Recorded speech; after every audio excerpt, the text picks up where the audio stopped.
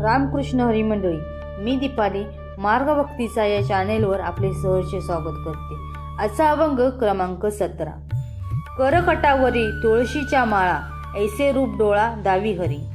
ठेविले चरण दोन्ही विटेवरी, ऐसे रूप हरी दावी डोळा।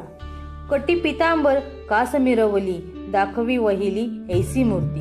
गोरुड पारावरी उभा राहिलासी, आठवे मानसी तेची रूप। झुरोनी पांजरा होऊ पाहे आता, येई पंढरीनाथा भेटावया। तुका म्हणे माझी पुरवावी आस, विनंती उदास करू नये। या अभंगाचा अर्थ असा आहे की तुकाराम महाराज हरीला म्हणतात, हे हरी, कमरेवरी हात आहेत व गळ्यात तुळशीच्या माळा आहेत, असे रूप मला दाखव। हे हरी, दोन्ही चरण विटेवर ठेवलेले आहेत, असे रूप माझ्या डोळ्यांना दाखव। पितांबराला उत्तम कासोटा घालून तू तो कटीवर नीट नेसला आहेस, अशी तुझी आगळी वेगळी मूर्ती मला दाखव। देवा, तू गरुड पारावर उभा राहिलेला होतास, तेच रूप माझ्या मनात सारखे आठवत आहे।